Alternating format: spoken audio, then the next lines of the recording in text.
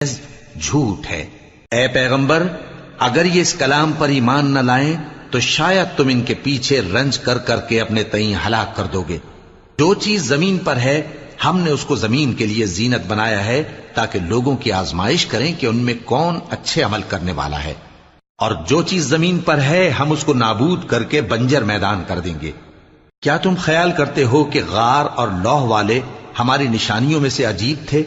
جب وہ نوجوان غار میں جا رہے تو کہنے لگے کہ اے ہمارے پروردگار، ہم پر اپنے ہاں سے رحمت نازل فرما اور ہمارے کام میں درستی کے سامان مہیا کر۔